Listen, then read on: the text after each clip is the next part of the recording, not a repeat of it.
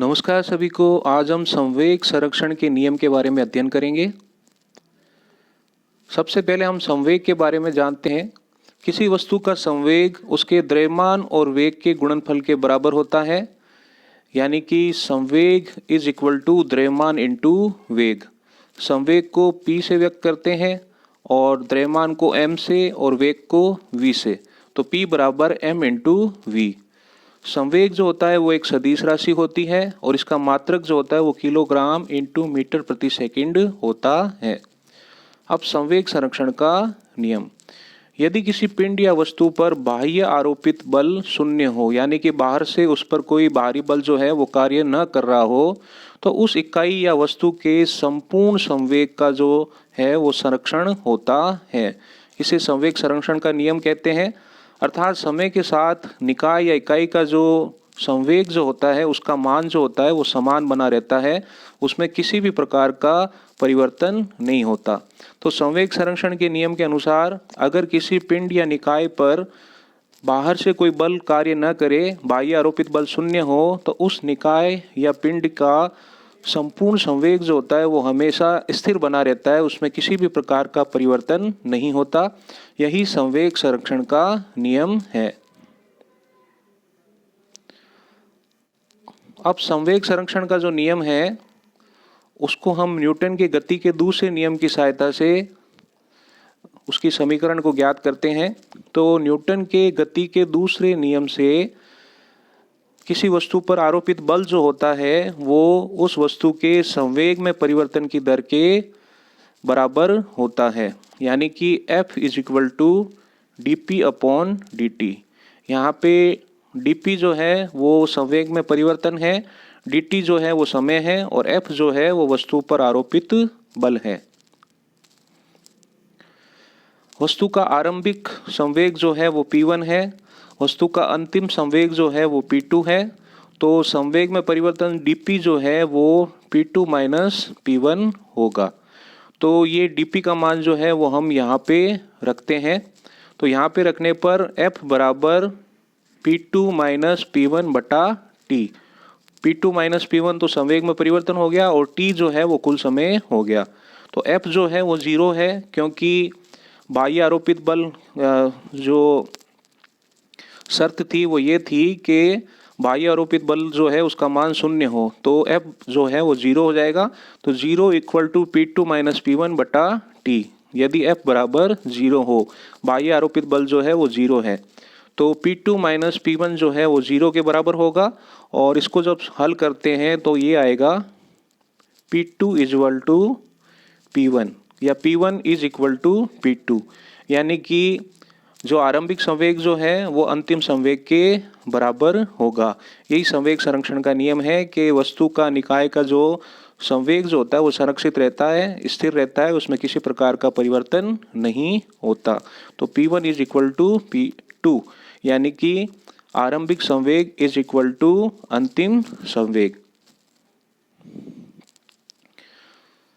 अब संवेग संरक्षण का जो नियम है उसको एक हम उदाहरण की सहायता से समझते हैं, उसका हम विस्तार से अध्ययन करते हैं। तो इसमें दो वस्तुएं हैं, एक वस्तु A है और एक वस्तु जो है B है। A वस्तु जो है उसका द्रव्यमान m1 है और B वस्तु जो है उसका द्रव्यमान m2 है। A वस्तु का आरंभिक वेग u1 है और B वस्तु का आरंभिक वेग जो है वो u2 है और u1 जो है वो u2 से अधिक है, यानी कि A वस्तु का वेग जो है वो B वस्तु के वेग से थोड़ा अधिक है। तो ये A और B जो है ये मिलकर एक निकाय या एक सिस्टम का निर्माण करते हैं।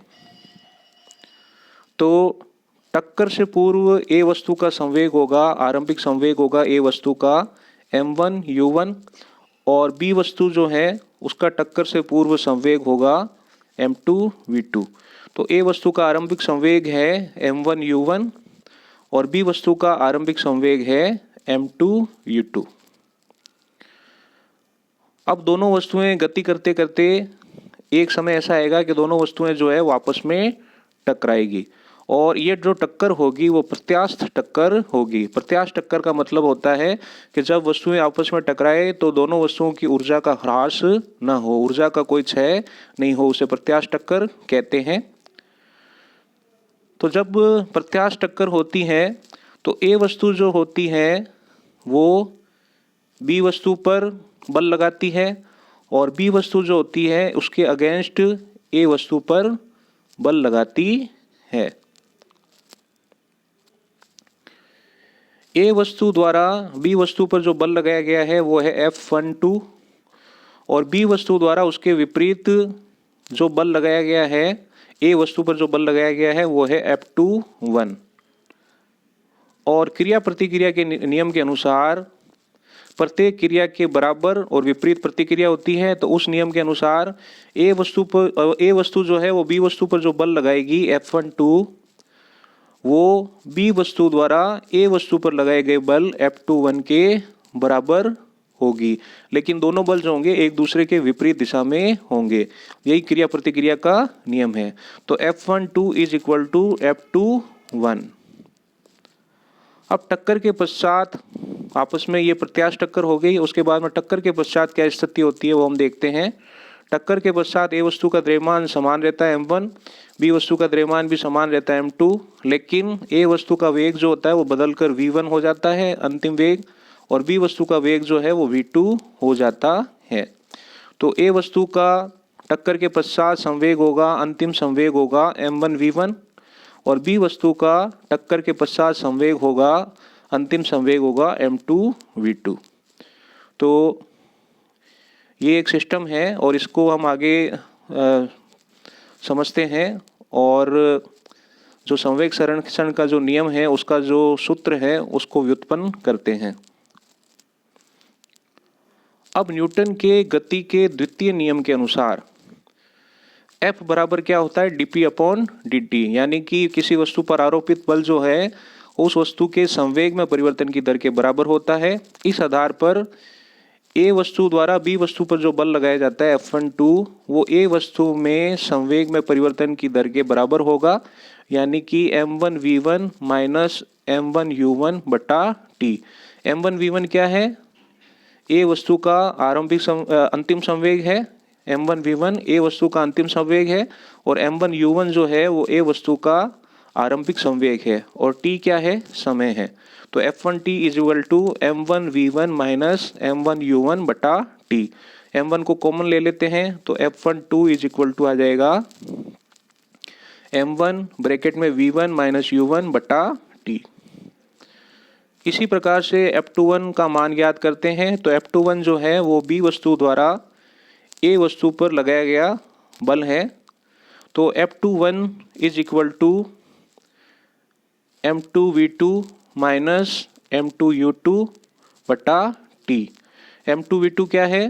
बी वस्तु का अंतिम संवेग है, और m2 u2 क्या है? बी वस्तु का आरंभिक संवेग है, और t जो है वो समय है। इसमें भी हम m2 को कॉमन लेते हैं तो F21 is equal to m2 bracket में v2 माइनस u2 बटा t। तो इस प्रकार से हमने न्यूटन की गति के दूसरे नियम के अनुसार F12 और F12 ए वस्तु द्वारा बी वस्तु पर लगाया गया बल और F21 बी वस्तु द्वारा ए वस्तु पर लगाया गया बल है, इसका मान हमने ज्ञात किया।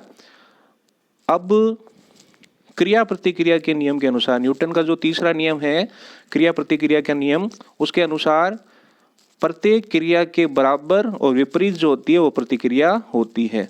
तो इसके आधार पर ए वस्तु द्वारा जो बी वस्तु पर जो बल लगाया जाता है F12 उसका मान बी वस्तु द्वारा ए वस्तु पर लगाए गए बल F21 के बराबर होगा, लेकिन ये दोनों बल जो हैं वो आपस में विपरीत दिशा में होंगे, यानी कि F12 is equal to minus F21। ये माइनस का निशान क्यों है? क्योंकि दोनों बल एक दूसरे के विपरीत दिशा में हैं। तो F12 is equal to minus F21। अब F12 और F21 जो है इसका मान हम रखते हैं यहाँ पे। तो F12 का मान जो है वो है m1 v1 माइनस u1 बटा t is equal to minus m2 V2 minus U2 बटा T। T से T जो है वो कैंसिल हो जाएगा, तो फिर आएगा M1 ब्रैकेट में V1 minus U1 is equal to minus M2 V2 minus U2। अब इसको जब हल करते हैं तो M1 V1 minus M1 U1 is equal to minus M2 V2 plus M2 U2। अब ये जो माइनस का M1 U1 है इसको इधर ले आते हैं और माइनस का M2 V2 जो है इसको इधर ले आते हैं, तो ये आएगा M1 V1 plus M2 V2 is equal to M1 U1 plus M2 U2। M1 V1 क्या है? A वस्तु का अंतिम संवेग। M2 V2 क्या है? B वस्तु का अंतिम संवेग। M1 U1 क्या है? A वस्तु का आरंभिक संवेग। M2 U2 क्या है? B वस्तु का आरंभिक संवेग। तो ये तो हो गया, ये दोनों तो अंतिम संवेग हो गए और ये दोनों आरंभिक संवेग हो गए। तो ये दोनों वस्तुओं के अंतिम संवेग हो गए और ये दोनों वस्तुओं के आरंभिक संवेग हो गए। तो इस प्रकार से टक्कर के पश्चात निकाय का कुल संवेग इज इक्वल टू टक्कर से पूर्व निकाय का कुल संवेग, ये हमें समीकरण के रूप में प्राप्त हुआ। तो इससे ये स्पष्ट होता है कि किसी निकाय या पिंड पर कोई बाह्य आरोपित बल कार्य न करे तो उसका जो कुल संवेग जो होता है, निकाय का जो कुल संवेग जो होता है वो संरक्षित रहता है, उसका मान स्थिर बना रहता है, समान रहता है, उसमें किसी प्रकार का कोई परिवर्तन नहीं होता। यानी कि टक्कर के पश्चात का जो कुल संवेग जो होता है वो टक्कर से पूर्व के कुल संवेग के बराबर रहता है। यही संवेग संरक्षण का नियम है। इस प्रकार से हमने संवेग संरक्षण के नियम का विस्तार से अध्ययन किया। जय हिंद, जय भारत, धन्यवाद।